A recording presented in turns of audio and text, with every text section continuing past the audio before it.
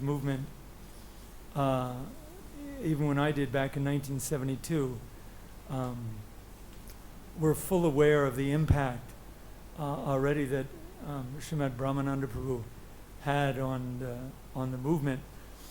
And this may be something kind of a far out speculation, but I've kind of feel that it's a little bit similar, like when Krishna came 5,000 years ago, he descended to the material world, as we know. He instructed the demigods that I want, first of all, you to take birth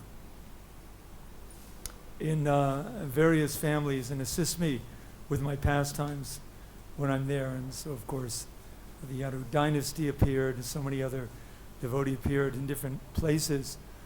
So when Krishna sent his pure devotee, Srila Prabhupada, to spread the Krishna consciousness movement and be the first pioneer of Krishna consciousness within the Western world, then it seems to me that Krishna planted different devotees in different situations. And to understand, how it happened from any other perspective but a Krishna conscious perspective, it's literally achintya, it's inconceivable. Krishna placed so many different devotees in different situations, many of whom had no real understanding or realization of God, weren't brought up in, even by Western standards, God-conscious families. And yet when Srila Prabhupada appeared, even from many of them, a kind of inebriated state, shall we say, they immediately surrendered, took to the process of Krishna consciousness, and became empowered by Srila Prabhupada to spread the movement so incredibly fast all over the world. And of course, one of the main persons to do that was Srimad Brahmananda Prabhu. And I was reminded when I went to see him just a few weeks before he passed, and in having his association, I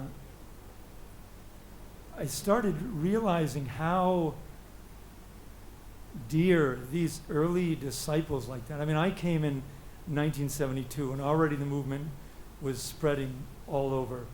And there were so many devotees already at the temple. Book distribution has just started getting off to, become really strong and significant. The books were being published. But in the early years, when Prabhupada came, one can just imagine. I mean, we have heard his prayer on the ship and his absolute dependence on Krishna and being totally in such a foreign culture. We have to understand the word foreign also from someone like Srila Prabhupada's perspective, who had no really idea of what he was coming into, and to come into a completely hellish planet from where he was living in Vrindavan and even where he was brought up in India, was such a huge culture shock. And in spite of Srila Prabhupada's absolute faith and dependence on Krishna and his spiritual master, we can imagine just the incredibly hostile environment that he came into, and how difficult the whole concept of spreading Krishna consciousness must have been. And so when these first devotees like Brahmananda Prabhu, Mukunda Prabhu, of course Gargamuni and several others started coming in New York and assisting him in the very early days, we can get some glimpse into hearing the glories of Brahmananda Prabhu, how much Prabhupada appreciated the service of these early devotees who sacrificed so much. And as we heard today from many eloquent devotees, speakers, how just the level of surrender that took place by Brahmananda Prabhu, and he took his whole paycheck and gave it to Srila Prabhupada. He recounts this story in his book, and one Mataji mentioned it briefly today, but I don't know how well the speaker was working. But it was talking about how Brahmananda Prabhu had just come recently, started coming to the temple, and he was making $400 a month. Of course, he had to also pay his expenses, personal expenses, his apartment and such. But then they passed around the donation box, and at the end of the program, the tradition was Srila Prabhupada would dump out the contents and count the Lakshmi. And he was mentioning how it was a little bit embarrassing because most people just gave a few coins or maybe $1 here or there, and to see Prabhupada, count the money. So then that one particular day, Brahmananda Prabhu put a $100 bill in. And he said he was tried to be kind of not noticed when Prabhupada was counting it, but when Prabhupada picked up the $100 bills and noticed it, he immediately looked at Brahmananda Prabhu and gave him a big smile.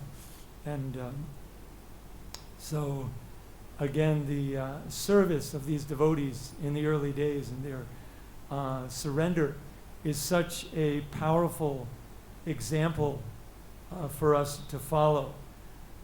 This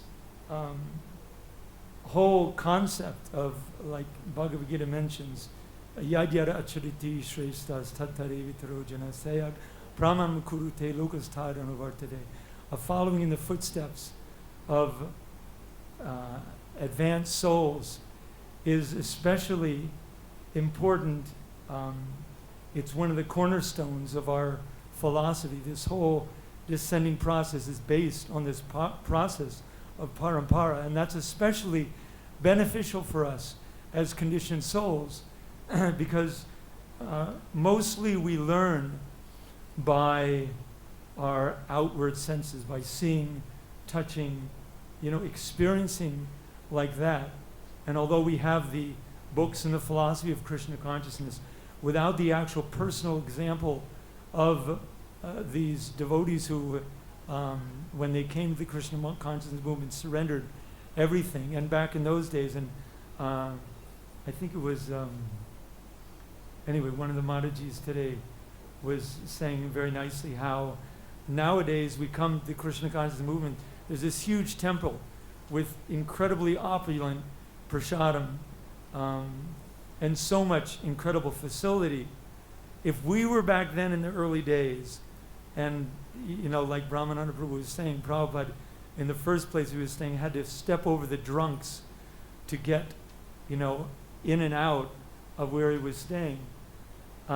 People coming and smashing, the front glass window, and in these very meager situation in the Bowery, how many of us would actually have come and surrendered to Krishna's pure devotee and taken up the process of Krishna consciousness with such a strong mood of surrender? So indeed we do offer so much to these original pioneers of the movement, and having them not on the planet today to lead by their personal example is a huge loss.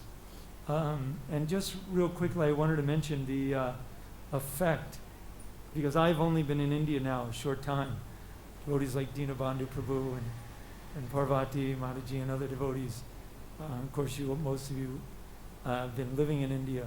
But to come in India now, just a short time, and experience some of the experiences like, going with the procession of Brahmananda Prabhu's body down to the burning ghat, and taking up the process of burning the body and like that, was so incredibly powerful. And I know so many devotees, even more than me, the devotees who really did a lot of service, and especially Saranga Thakur and several of the Matajis, so much personal service for Brahmananda Prabhu at the end of his, passing. But even just, I had such a powerful experience. It's one thing to, read the philosophy and understand philosophically. that we're not these physical bodies and the soul dies, but because we have this illusion that's so strong, like Yudhishthira Maharaj said, the most powerful illusion is that everyone is, and everything is dying everywhere around us, but yet somehow or another it doesn't sink in that we're going to die. And when you actually see the body being burnt at the bathing ghat, it's just such a powerful realization that enters your consciousness. And so, that whole last few days it was just the impact on my consciousness was so incredibly powerful, and I became almost like somebody punched me in the stomach and knocked the wind out of me. Didn't feel like eating. Of course, sleeping wasn't a problem, but could hardly, it was very, very disoriented. And so it's really a powerful lesson, not only in the living example of devotees, but also in passing. I feel it was a really powerful lesson. And especially at these times when these great souls pass, I know most of you, and I myself included, start to immediately lament, that why I didn't spend, I had the opportunity, Brahmananda Prabhu was only a few blocks away. Why didn't I take the opportunity every day, go over and get more of his association? And with his passing, of course, are so many, he wrote one small book, biography, but, and he did speak some things that we've heard, but there's so many unlimited pastimes and realizations that we'll never get to hear anymore. So that is a lesson in itself also, that try to take full advantage of the association of advanced devotees. Jai Shriman Brahmananda Prabhu Ki Jai. Thank you, Brahmananda. Can I make a comment about something you said in the beginning? How devotees, came from all kinds of backgrounds, we didn't know anything about anything. How is it that, why would they have come? And Prabhupada said, I can't remember the exact question, the way they asked the question, but Prabhupada said, when I called you, you all came running.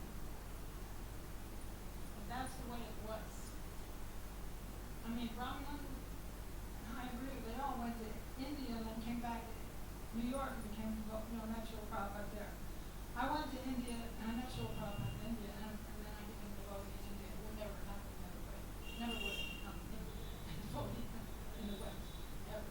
So, I went to the West, actually. When Prabhupada called us, all came running. That's how it was. I could speak something. I could speak something. I spent a couple of years in Kenya with Brahmananda as Brahmananda Swami. However, before I do that, I'd like to begin at the end instead of the beginning. I went on the last day before we took Brahmananda down to the Jamuna, because I can't go down to the Jamuna in this heat. The only way you'll get me down to the Jamuna in this heat is if I would be in the same condition. There's no way I can do that and still maintain my life. So I went at 6 o'clock, where he was lying very nicely bathed and dressed, and nice kirtan going on, and it was very sweet, and I touched his soft lotus feet, and I had some maha garlands, and I put them around his neck, and I saw that typical Brahmananda Swami smile. So, how many people do you know who die with a smile on their face? Very few people. Give to him. So, when I saw this beautiful smile, it didn't even look like he was dead. He looked like he was just there. Then I remembered last week I called him because about 10 days ago I had a Bhagavad Gita speaker that insisted that the spiritual master does not always come personally. He sends his representatives to get the devotee and bring them back home. So I had a difference of opinion, and this went back and forth for about 15 minutes. It was not exactly heated, but it could have been. So then he ended the whole thing by saying, you asked Brahmananda, Prabhu. So in a couple of days, I did ask Brahmananda. He said, that's ridiculous. He doesn't send his representatives. He comes and he takes the devotee and he hands him over to Krishna. So when I saw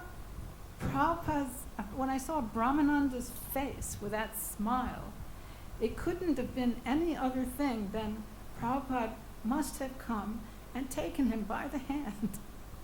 How could he have smiled like that? It was so beautiful. All right, so that's the end of that part. I have to say that I feel incredibly in gratitude that I was able to spend any time at all with him variously. When he came to India to live, and he and his brother were staying in the MBT. Brahmananda loved the Bhagavad Gita so much that he would come every evening to the Bhagavad Gita class. There was a set of couches there, and he would sit right there. And me and Dadu would sit over there. Dadu would be asleep before the speaker would even speak. And then the speaker would give the class, and then there would be the Brahmananda commentary. And this would go on literally every day. He would come for class. This would go on every day for years until some things happened and he moved out down there and he kind of distanced himself, so we didn't have any more. I think Vaikuntha still has the tapes, so we'll try to get him to fix them up and put them out as CDs or something. So he had a great love of Bhagavad Gita. He would, as somebody was saying, if there was a reference to a shloka, he would look it up, and then we would talk about it. And then he would talk about other classes that he would have been sitting in, and you felt like you were sitting in the class with Srila Prabhupada, because he would be speaking about that. That was very nice. That was very sweet. So I spent most of the time in service of Brahmananda Swami when he was in Kenya. That was in Nairobi mainly. Sometimes we would go back and forth to Mombasa also, variously. So I was the driver, I was the cook, I was the secretary, and so many other things. I did all the Madhukari. I drove the Datsun pickup. I cooked for the village distribution, for the prasad distribution that happened once or twice a day at the temple. And I would cook breakfast and lunch. I would cook the offerings for the deities. And then after I would finish the noon offering, I would go out with Shakti Mati, the elderly Punjabi lady from where the movement, her house was how the movement started in Africa. And then we would go either live member collecting, or we would go to different places, different shops, different factories, and get different items, because it's very difficult to get money in Kenya. And one time I got malaria and I couldn't go out. So Brahmananda took over for my rounds, and he would drive the Datsun pickup. I had like 2 pages of lists. Every day there was somebody different that would give something. And then after 2 or 3 days, he said, "Boy, I hope you're going to get better soon." It was very taxing. And I, because I was also the cook, that I always gave Mahaprasadam to each and every one of these people. And then eventually he came to me and said, Mr. Sony, one of the vegetable wallahs, he was really cantankerous. He said, "Where is that nice lady who used to come?"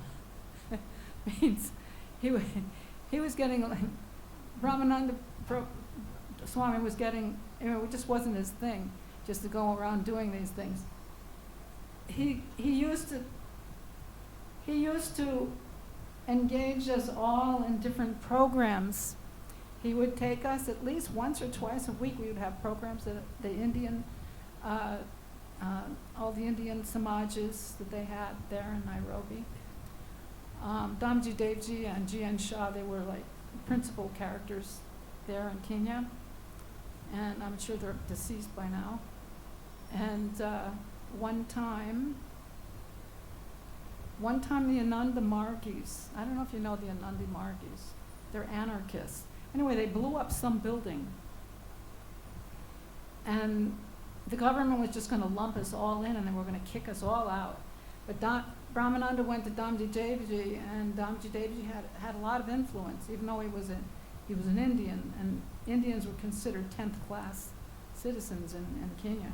But even so, he convinced the government that we were doing good things, and we had a lot of this prasadam distribution, village distribution. We would go out to the villages, and Brahmananda would come along, just like all the rest of the devotees. He would sit in the, I would be driving, and he and another devotee might squeeze into the cab with me, and everybody else would be in the back.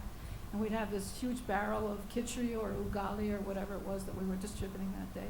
We'd go into one village after another, in a particular day. So imagine, I said this one time before when I was making a Vyas Puja offering. Imagine, we used to have a talk, and then if it was possible to translate it into Swahili so that they would understand, and a big kirtan. They love music. Everybody loves music. So imagine, if you will, Brahmananda, who's rather large and tall, dancing up and down, jumping up and down during this kirtan. And right in front of him, like about within 2 feet, there's this 7-foot tall, skinny Watusi lady dressed in like a red toga, jumping up and down face to face because it was exciting. It was quite a scene. I'll never forget that as long as I live. It was pretty far out. So sometimes we'd run out of prasadam a little faster, and then they would throw stones at us. So I would just get into the cab and start the motor, and we would just drift out slowly. It wouldn't stop us from doing anything. And then there were only 2 vehicles. Brahmananda Prabhu, he would take the vehicle, the one vehicle out, and then I would have the use mostly of the other vehicle. And that kind of like irritated the rest of we didn't have many devotees, but if somebody wanted to go somewhere, it's like I had all these places where I had to go to pick up all these things for the donations, and then Brahmananda Swami was out. And I guess it was kind of annoying. Especially, I took all the Maha sweets and I gave it to all the donors, and I wouldn't give anything to the devotees. They were probably really irritated. So one day, I was distributing prasadam after the 7 o'clock arati, and I had everything in we ate off wax paper, not leaf plates, just wax paper. So I had these wax paper things for all the people in the arati, and then Navyagendra Swami was visiting, so I made a stainless steel plate for him. And then there was a devotee named Jalakar. He came and he looked underneath, and I said, it's the same thing that's on the wax paper, just out of respect for Navyagendra Swami, I thought I would give him a stainless steel plate. So the guy picks up the plate, and I said, this is for Navyagendra Swami. And he spit in my face. So I went to Brahmananda Swami and I said, I think it's time for me to go now, to leave and go back to India. And he said, what happened, Mother Parvati? I said, nothing. I just think it's time to go now. Anyway, he kept on asking and asking. And finally, he got it out of me, and I told him what happened. So Brahmananda, who was never very small, although it wasn't quite this big, but it was never small, he took off his watch and put it on the table. And then he took off his kurta He put it on the mattress. And then he got up and he walked out of the room and he found Jalakar, who was sitting in the library, and I heard the doors slam. And I thought, oh my God. And I took a japa walk. And I was surprised the next morning he was still alive for Mangal Arati.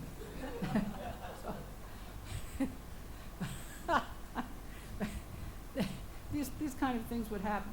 If you were straightforward and you weren't deceitful, then he was pretty good. I remember one time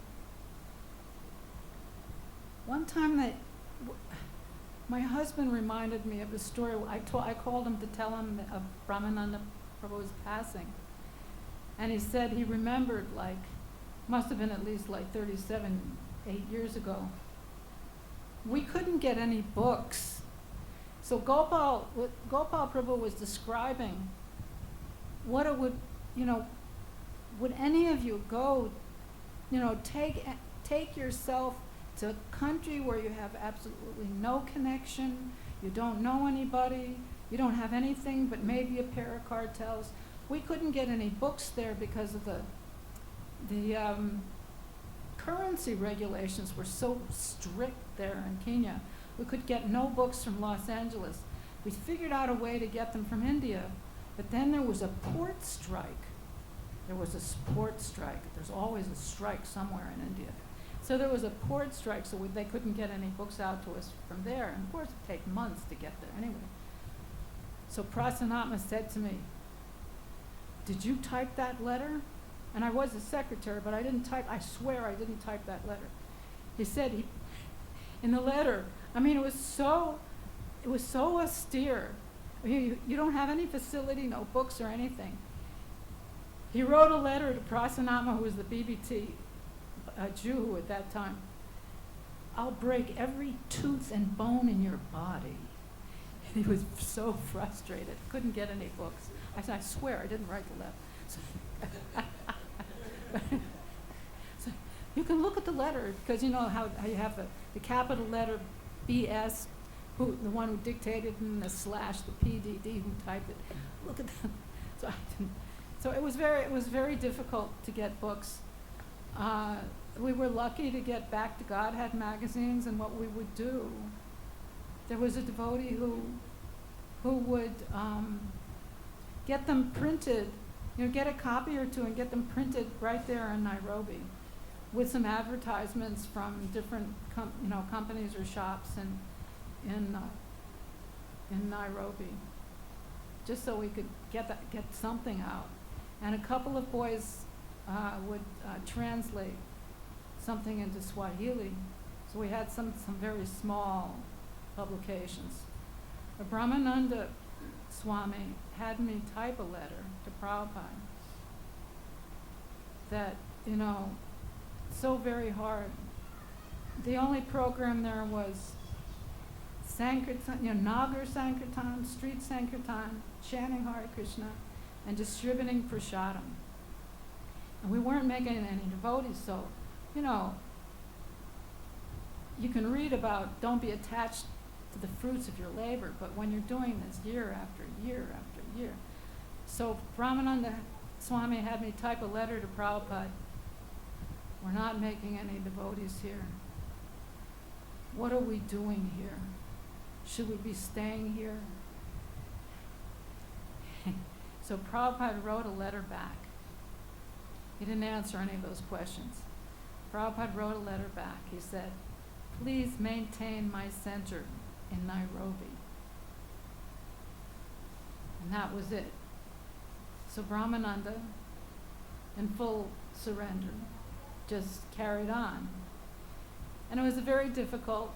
We've heard stories how there was so much difficulty in other centers, and Prabhupada would send Brahmananda to save the day.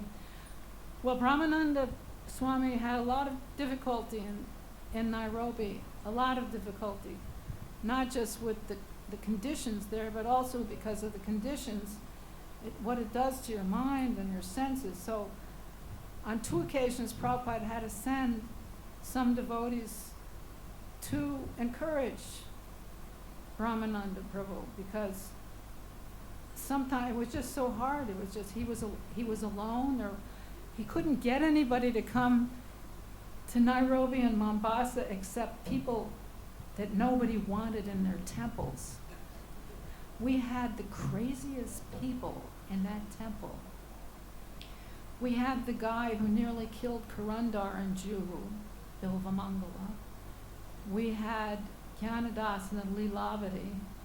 Lilavati slit her wrist once. I came back from my Madhukari in the Datsun pickup, and there was no one in sight, but there was like a trail of blood all around the temple, and a burnt offering in the temple, in the kitchen. I thought, oh my God. And then the deities. And then he invited Naragadev.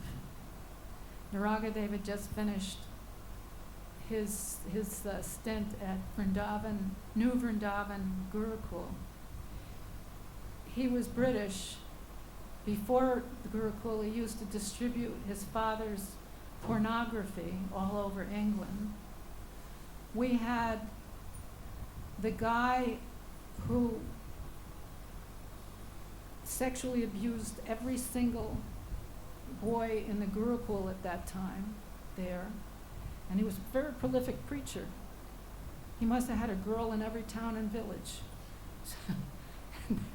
And then, anyway, it just went on, and then we had a couple of Vietnam vets. I've never met a Vietnam vet who was balanced in their mind after that. He got whoever he could get. And then when I wanted to leave, I mean, things were so bad. When I wanted to leave, he said, please stay. I need somebody I can work with. And I was thinking, boy, you're really desperate. It was a very austere place. So imagine, we lived up the street. You know, just down the hill there was a big banana plantation, and that was Dacoit Loka.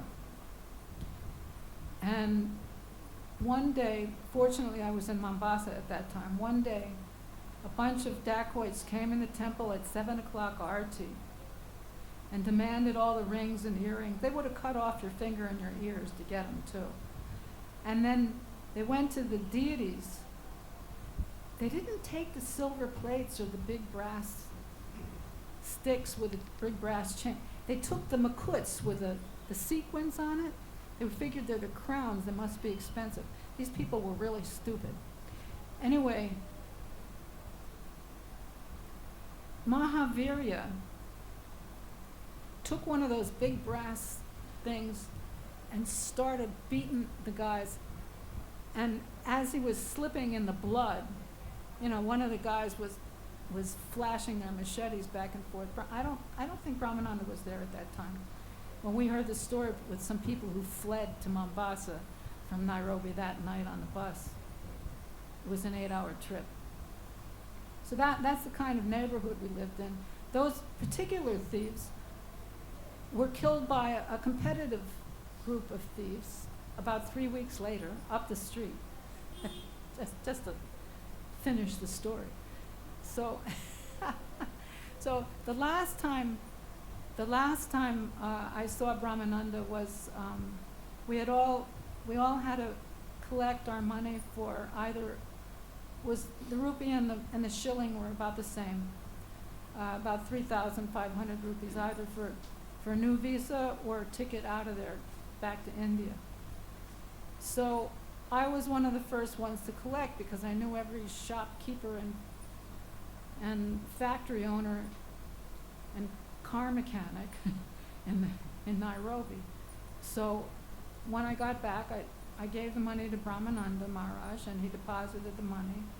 And then later on I found out that Ajamil used my money to get a new set of teeth. So I said to Brahmananda Prabhu, what's going on here? Don't worry, I'm still here. You can still get your ticket.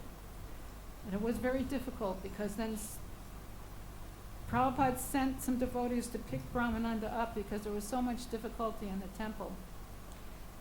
So I had to use my wits. And I asked the pujari, how much did you collect for the festival for the deities? And he told me, and I said, I'll match you. Let's go out. And I took him around in the car. And then I met Brahmananda Swami when we went to the festival. And he was doing very nicely. He was in Prabhupada's company. Before I forget, it's kind of like not exactly Kenya, but Gargamuni gave a story of when they were in, which is another dangerous place, in Pakistan. So he told what happened when he came back from East Pakistan. But when Brahmananda came back from West Pakistan, he told me himself. Prabhupada not only embraced him, he cried. And then he took him and touched his face like a father would take a small child who had just been in a dangerous place and touched him all over and made sure that he was okay. How sweet. So Prabhupada was very endearing. And his disciple, Brahmananda, was at least as endearing. He would pay his obeisances. If you would pay your obeisances to him, he would pay his obeisances right back. There was no question. He would just pay his obeisances back. To him, he was just another devotee. He didn't demand respect, he commanded respect. He commanded respect. He was a wonderful devotee.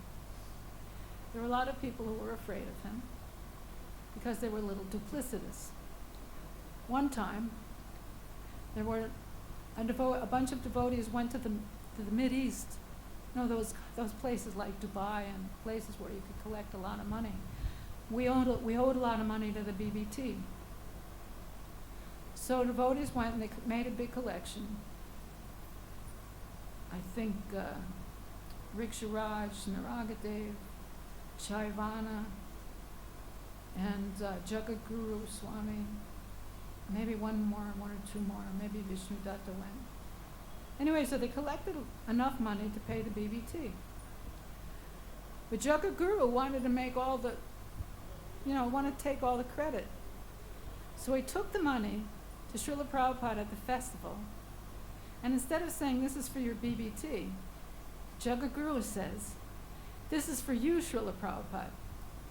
So Prabhupada put it in his account, not the BBT account. Again, we were surprised to see Jagadguru alive at Mangal Arati the next day. Because it was a lot of difficulty. You couldn't collect money in Nairobi or Mombasa. You could collect things. People would give ghee or mawa. They would give spices, a sack of potatoes, a sack of sugar, some oil, some vegetables they couldn't sell.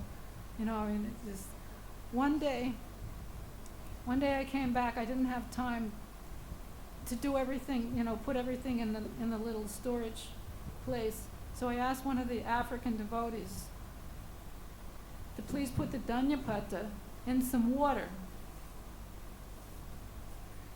This will give you an example of how frustrated Brahmananda really was and why he wrote that letter to Srila Prabhupada. So I asked the devotee, please put the Danyapata in water so it would stay fresh. And then I went out because I had to get some more donations. I was lucky to be able to eat prasadam. I would hide it on a shelf. Usually when I would get back, some African would have found it. So I'd have to quickly make some rice with a tomato in it and offer it and take it. Anyway, so I came back from my rounds of donations, and I go in the kitchen, and sure enough, the devotee had put the Danyapata in a big bowl of water with the leaves in the water and the roots sticking up. So how do you preach to people who don't understand that if you water the roots, then the leaves will benefit? So this was Brahmananda's big problem. And we all had the same problem. But he was very tolerant.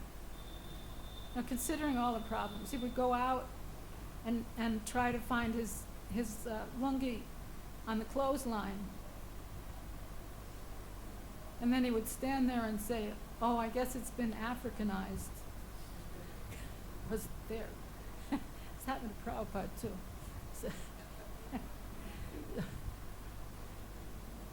So, and he would take us to some nice Indian programs. That was fun. And they would feed us nicely also, which was good. Because then we would get a chance to taste different communities cooking, and so then I was a cook, so I would be able to use that. So when I would cook for the deities, as one of my god sisters, Suchi Devi, put it, we had like at one point 40 different devotees. We made so many African devotees, but every time you looked for something, it was gone, it was missing. If it wasn't nailed down, it was gone. So what can you do? But she used to say everyone's gaining weight except for the cook. Because my digestion wasn't very good even at that point. So one time we had a donor of money. So Prabhupada invited him for lunch. So he told me not to go out that day and I should cook special for these people. So I cooked special for these people. I cooked some stuffed, didn't have too much imagination. I cooked some stuffed potato and also stuffed bacon. And lots of chapatis, and rice and dal, and a little chutney. I cooked whatever I cooked for the deities, but I would save it for the devotees for their meal, or I would save it also for special people like that, and I would make them special thing. Navyagendra Maharaj was there. Brahmananda came past the kitchen. He said, Navyagendra ate 16 chapatis.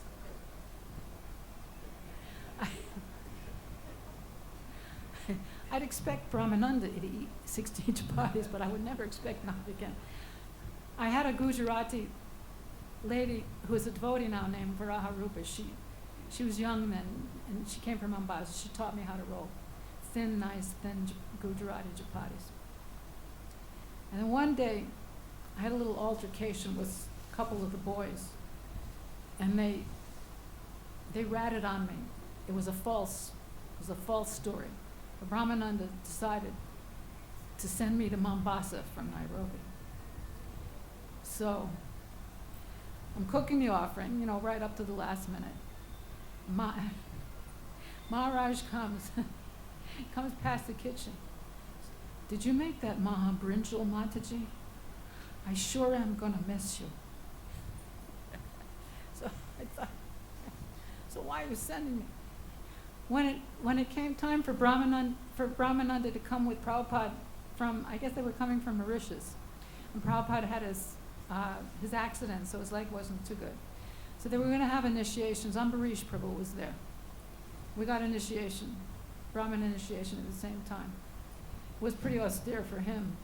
I don't think he'd ever experienced anything like this temple. There were no beds. There weren't even any mats. If you were lucky, you had a mat on the floor. Anyway, and that was in the women's ashram. I hate to think of what it was like in the Brahmachari ashram. So the men were so irritated with the 3 or 4 women who were in the temple, and they decided that no one was going to get initiation unless they got married. So if we catch any of you speaking to any of the brahmacharis again, you're going to be married. So me being me, I went out in the back with 4 of my old friends. 2 of them had just come from Zambia. 3 of them had actually come from Zambia. And 1 was, already there. So there's 4 brahmacharis and me out in the back of Prabhupada's garden. And I'm thinking, wonder what they're going to do with this. So they tried to get me married to somebody. And I went in the kitchen and I saw this person. I said, Prabhu, I thought we were just friends. I didn't think there was any ulterior motive here. Just don't worry, Mataji. I had no intention. So then I took, the management, they weren't going to let me get Brahmin initiation. So Shakti Mati brought me to Brahmananda Prabhu, Maharaj at the time. So Brahmananda said, we don't advocate people to get married. as a qualification to become initiated. Don't worry, your name's on the list. So I got my initiation, Krishna's mercy. So I got my first and second initiation by Prabhupada. My first initiation, I don't remember Brahmananda. I remember having a run-in with Bhavananda, and maybe avoiding any run-in with Guru Kripa. But I don't remember having any run-in with Brahmananda. He wasn't the type, he wasn't a very aggressive kind of person. He always had that smile on his face. You knew when he meant business, but he always had that smile on his face. So one time at the end, we had to get a round trip ticket because we had to leave Kenya. So I got, I said I was the first one to collect the money, so I got this round trip ticket, and then Prabhupada left his body quite soon. So I got the return part refunded somehow from the African Sadarji, who was there in Nairobi. So Brahmananda comes to the BBT where I was working, and he sits across the table and he looks at me. That money belongs to Nairobi. I said, too late. I already brought this. This contains Prabhupada's remnants from inside his samadhi and from his last Tulsi Mala, and a little piece of gamcha which he wore.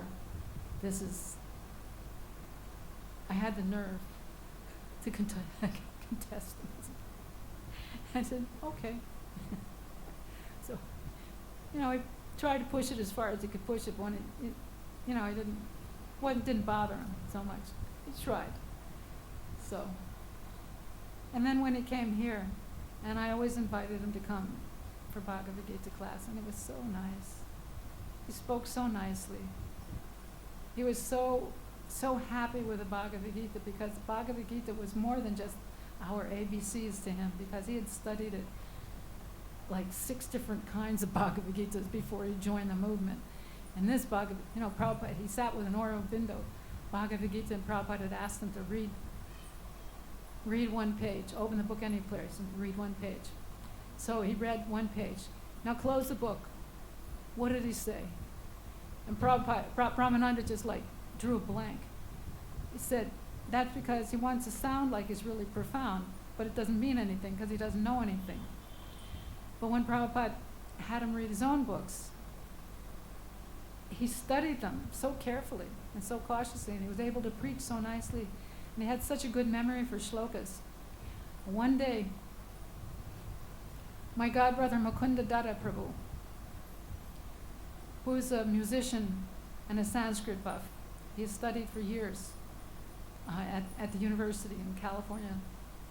And after class, I was listening to 2 of them have this conversation about works from Goswamis that I've never heard about. But the both of them were talking. They'd finally found somebody they could talk to each other about all these wonderful things. It was such a wonderful, enlivening experience that they'd actually found somebody that they could talk to about all these wonderful, deep, meaningful, wonderful subject matters about which you and I will probably never understand. But he was a very practical man. The last time I spoke to him was maybe about 10 days ago. I called him up because we were having this altercation about, this thing in the class. And then he explained to me that the Guru takes the devotee and hands him over to Krishna. So when I can still remember the look on his face. I hope somebody got a good photograph of that face. It was wonderful. He even told me, I won't mention the speaker's name. He even told me that he personally called him up and told me he disagreed with something he spoke about in the Bhagavatam class one day. Because he listened very carefully.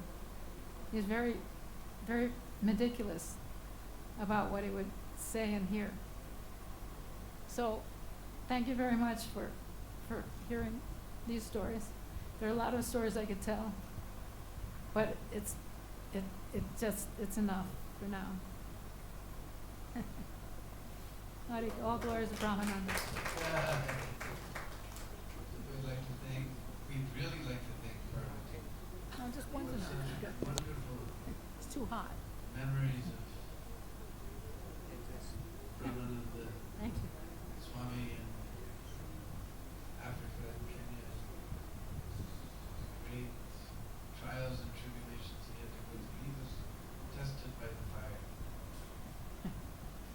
So wonderful to hear all these things. I didn't realize what I always heard that it was difficult, but I never really figured it was. I thought they were, you just hear these things, then they got off the boat. The next thing they had a penny, and they were just living in the richest people in Mombasa. I was a needy prasadam. I was thinking it was a party over there, but I never knew what difficulties they went through. So anyway, I have some offerings here of God brothers and God sisters who weren't able to be here. So this is Shruti Rupa Mataji's offering. Dear Brahmananda Prabhu, it is with great sadness to hear your departure from this world, but glorious to witness the hand of the Lord in taking you before the ambulance and Delhi journey took place. That was truly faith-enhancing. Prabhu, when I think of you, I first see your great love for Srila Prabhupada. That was your gift to us and will carry us in so many ways. Thank you. To know you was to know Srila Prabhupada, and now you have taken that part of us with you. But in remembering you, we will all be strengthened. I do know that you are with Srila Prabhupada, and that truly gives me real happiness. I am also happy that we got to spend some time in talking in your home while I was just in Vrindavan. That gives me comfort knowing that I had that time with you before you left this world. And I did not ever say it then, but thank you for being so kind to me all these years. Even when you were a sannyasi, you were always so kind to me and were like a big brother to me, for you always showed concern and kindness, and that was one of your many wonderful qualities. Thank you. Thank you, Prabhu. You will be deeply missed and long remembered. I am eternally grateful to you, but mostly for the love you held and shared for Srila Prabhupada, and how you kept Srila Prabhupada's standards and will alive in front of us. You are a treasure, and we are eternally grateful to you. Thank you. All glories, all glories. Your servant, Shruti Rupa Devi Dasi. Shruti Rupa.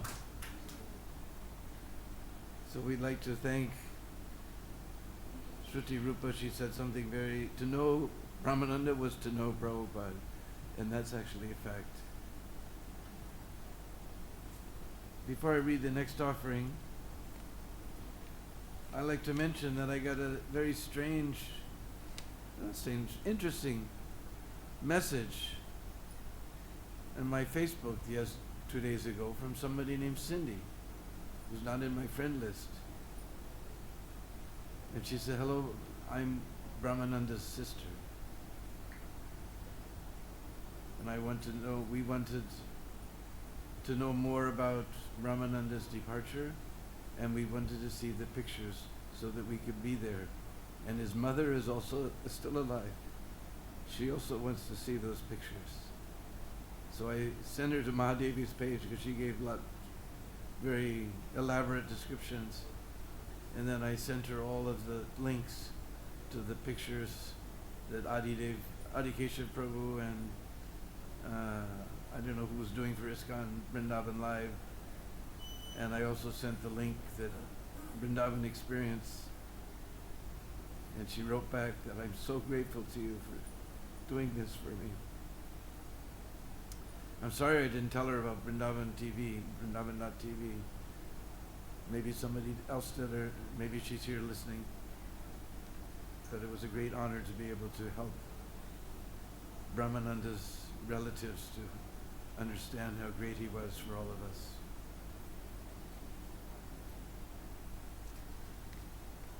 So this is an offering from Bhakti Charu Swami. You sure you don't want to read it? Entire ISKCON is afflicted today by the news of Brahmananda Prabhu's departure from this planet. He was one of Srila Prabhupada's first disciples and served His Divine Grace with utmost dedication since the beginning of his mission in America. I first met him in February of 1977 in Mayapur, when he was serving Srila Prabhupada as his secretary. He was a big, tall person, but had a very soft and tender disposition, and I developed a spontaneous appreciation for him. He was one of the most prominent leaders of ISKCON those days, and one could see how much confidence Srila Prabhupada had in him. He was one of Srila Prabhupada's most trusted disciples. I had the good fortune of hearing from him how he joined ISKCON in 1966 as he was walking through the 2nd Avenue, New York, Lower East Side. He had seen a poster announcing Bhagavad Gita classes by A.C. Bhaktivedanta Swami. He was already interested in India's spiritual culture and was actually planning to go to India. So when he saw the sign, he became eager to meet Srila Prabhupada. Those days, meeting Srila Prabhupada was not at all difficult, because Srila Prabhupada also was equally eager to meet the young Americans. When Brahmananda met Srila Prabhupada, he proudly told him that he had also read the Bhagavad Gita and pulled out a copy from his coat pocket. Prabhupada smiled as if quite impressed and asked him to open the book and read aloud. After about a page, Prabhupada asked him to close the book, which he did. Then Srila Prabhupada said, Now you tell me what you understood. Suddenly Brahmananda realized that he had not understood anything. And he honestly admitted that to Srila Prabhupada. Prabhupada told him just reading the book was not enough. One needed a teacher to explain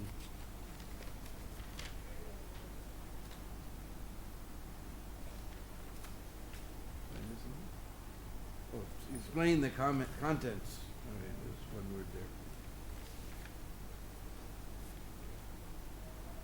Just that one encounter with Srila Prabhupada had convinced him.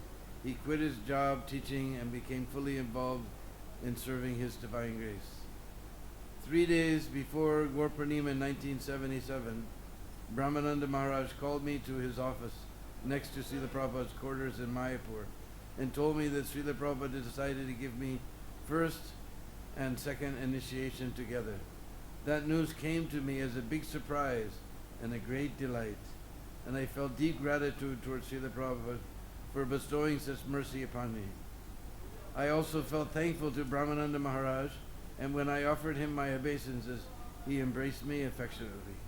When I asked what I needed to do to prepare myself for the initiation, he smiled and said, just get shaved and be ready to receive the mercy. Since then, I met him many occasions and had the good fortune to work with him in Holland, where I was at GBC those days. Whenever he spoke about Srila Prabhupada, his eyes used to light up with excitement and joy, as if he became transported to another reality. He was indeed Srila Prabhupada's man, and I am confident that he has gone back to serve His Divine Grace in the world of eternal knowledge and bliss. One of your most sincere admirers, who will always remember your kindness upon him, Bhakti Charu Swami. So we'd like to thank Bhakti Charu Maharaj for some very, very heartfelt memories of Brahmananda Maharaj. By the way, is anybody else who would like to speak? You don't have to be a Prabhupada disciple to speak, it's not the qualification.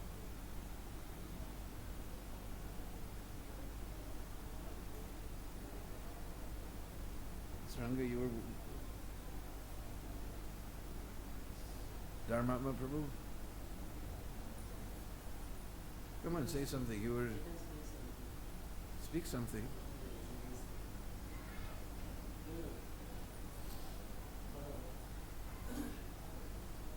All right. right, get yourself together. I'm going to read Devi Shakti Mataji's, then you're going to have to speak.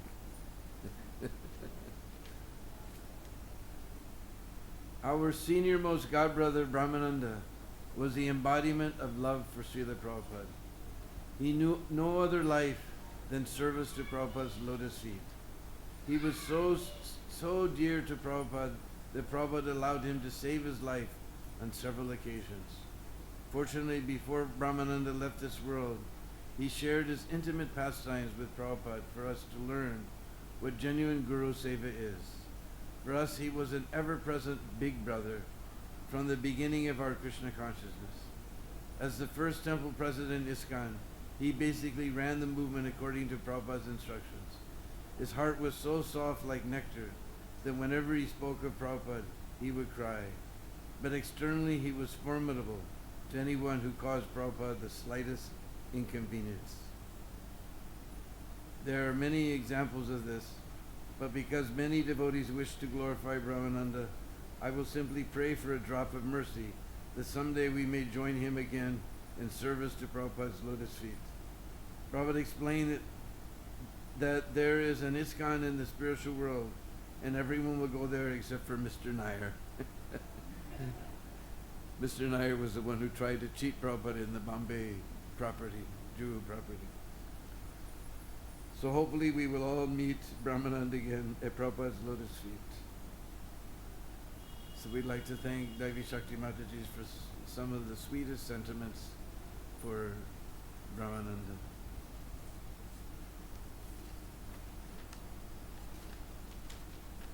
So now I ask Dharmatma Prabhu to come here and speak a few words. He was fortunate enough to get some of the last association with him before he left this world.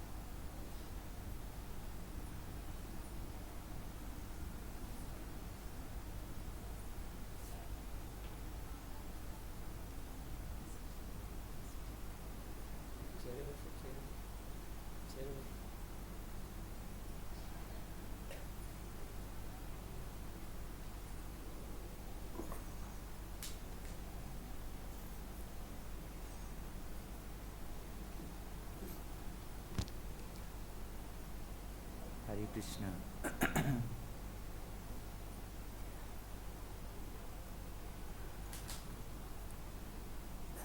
There are many stories and many remembrances are there about Brahmananda Prabhu. I received his personal association on many occasions, and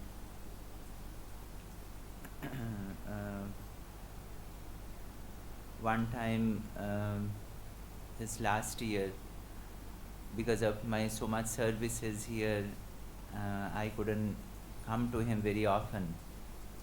And then one time he was calling me for few days, but I was not able to answer the phone and return the call.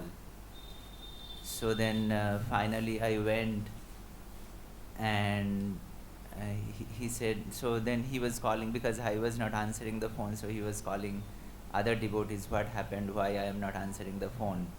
He was calling Janardhan Maharaj, and so then finally I went and met him, and so he said, oh, what happened, why you didn't answer my phone? And then finally he said, you should know that I love you. I said, yes, Prabhuji, I know that, but please forgive me that I couldn't answer your call.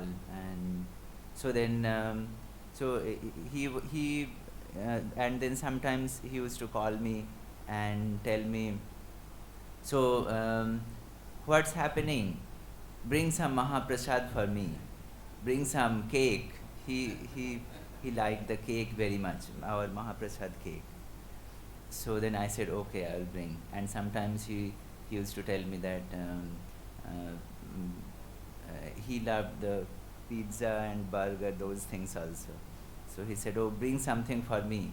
And then sometimes he used to tell me that, bring some Rajbhog Prasad for me.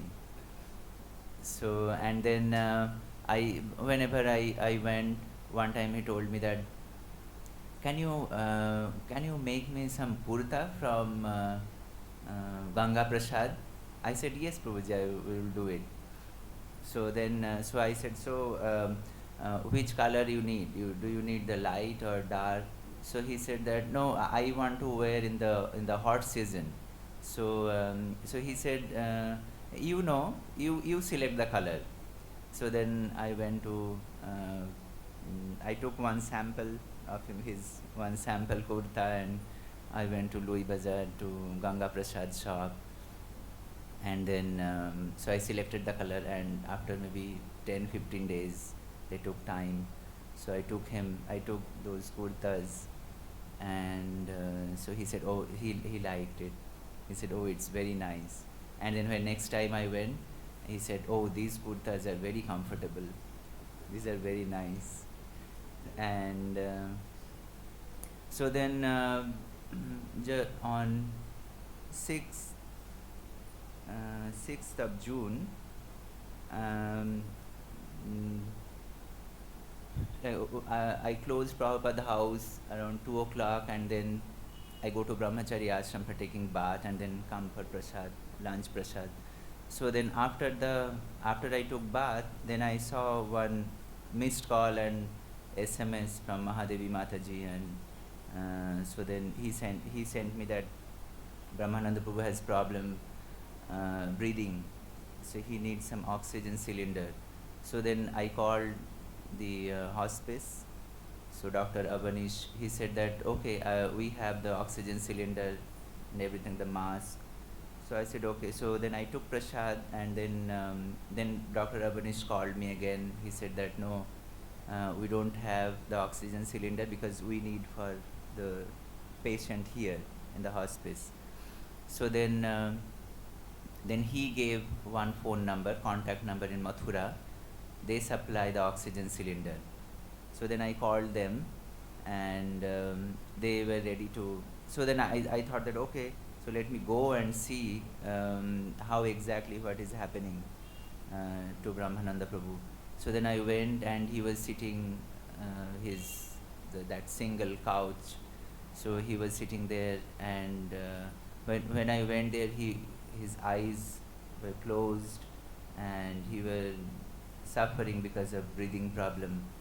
And then so before I went, I called Saranga Thakur Prabhu also, but he was not here. He was in Jagannath temple. So he said, okay, so you can arrange the oxygen cylinder from Mathura. And so then I went to him, and I saw that he's sitting on the chair. And so then I said, Prabhuji, so what is happening? What is your problem? I called the Mathura, and they are supplying the oxygen cylinder. And then he, even in that critical condition, he became so happy because I just went there and trying our best to give him a little relief from his situation. So he became so happy. So in that situation, when I told about the oxygen cylinder and mask we are trying to arrange, he raised his hand like this. He wanted to embrace me in that situation. He raised his hand. He was so happy and smiling. So I said, Prabhuji, so oxygen cylinder is coming in 1 hour, and so just give little time. And so then Saranga Thakur Prabhu also came, and so oxygen cylinder came after 1 hour. Then we went together. Mahadevi Mataji was already there, and then after giving because he was feeling so much difficulty, even he was going to the bathroom, he couldn't go and pass the urine without oxygen. And it was difficult that we cannot take the oxygen cylinder to the bathroom. So he came back, and he was feeling a lot of breathing problem. So he immediately sat down on the bed. And so after that, after giving the oxygen cylinder, so we felt that, okay, he's getting better. But we were thinking of keeping 1 or 2 devotees for 24 hours, because no one imagined that everything will end in everything will end so quickly. No one imagined. So then, by night time, we felt that okay, the situation is little okay. And then we were thinking that keeping one or two devotees there, but he said that okay, no problem, tonight is okay. So from tomorrow morning you can send some devotees who can read in front of me. And we were thinking that 24 hours someone can be there with you, and if there is any problem, he can help you. And then Saranga Thakur Prabhu was bringing juices, fruits, and some cakes, whatever he liked. Mahaprasad cake. So Prabhuji brought many Mahaprasad. And so then we came back at night. And then, so when we were coming back, we told him that, Prabhuji, my phone is 24 hours on. Anytime you feel any difficulty at night, call me, we will come back immediately. So my phone was on, Saranga Thakur Prabhu's phone was on. So we didn't receive any phone call. We thought, okay, everything is okay. Then in the morning time, again Mahadevi Mataji called around after the Bhagavatam class that he fell down on the floor. So immediately myself and Saranga Thakur Prabhu and some other devotees went to lift him from the bed. And then also by that time Maharaj also called from Delhi, and he personally spoke to Brahmananda Prabhu. And so he sent the doctor, and doctor came immediately. He suggested that you should shift him to the hospital. And then, as we heard since morning, that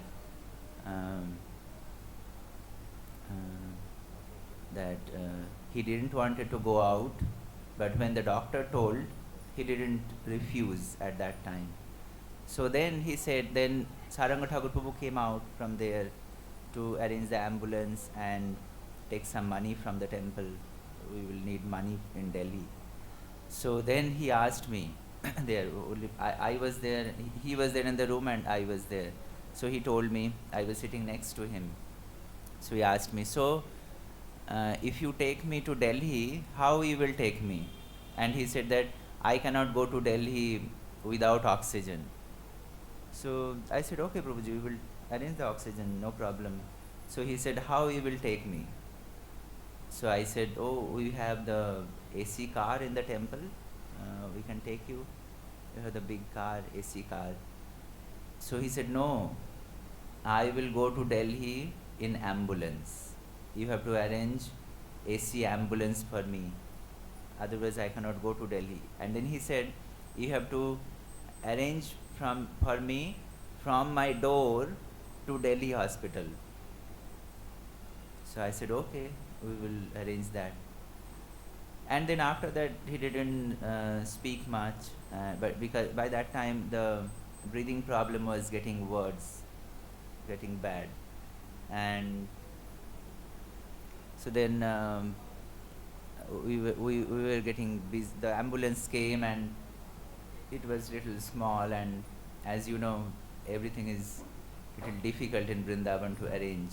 Doctors and ambulance, whatever you say, in emergency situation is very difficult in Vrindavan. So then he said that, then he didn't speak much, but we were giving time to time juice and some fruits. But as Gargamuni Prabhu was telling personally that Brahmananda Prabhu, he never took care of his health, never. Whatever he got, he ate. Even on that day, we saw in the fridge some cutting mangoes and bananas were lying there. We don't know since how long it was there in the fridge. Maybe 2, 3, 4 days. And then at that time he was eating that. He told me, oh, bring that fruits from the fridge. And I gave, and I could see that bananas were already blackish and the mangoes were cutted. You can understand that it is quite old. So then he took few pieces there, and then so Gargamuni Prabhu told that he never took care of his health. because, and he, Brahmananda Prabhu said to Garga Muni Prabhu several times that I am ready to check out. I am ready to check out. And he said, what I will do without Prabhupada? What I am going to do without Prabhupada? So he was ready that he will go. And he said that I am ready to go. So now we can understand that he never took care of his health. He ate anything, just like Garga Muni Prabhu, he takes care of his health. He eats what he is very particular what he eats. He doesn't eat after 6 o'clock in the evening. He doesn't eat sweets. He takes care of his health. But Brahmananda Prabhu, he never cared what he is eating, Mahaprasad, cake, cookies, burger, pizza. He used to order for prasad from the Ananda Krishna Ban restaurant. He used to call them and bring this for me, bring that for me. He didn't care. So then we were thinking that okay, so Apollo Hospital, we were thinking many things at that time.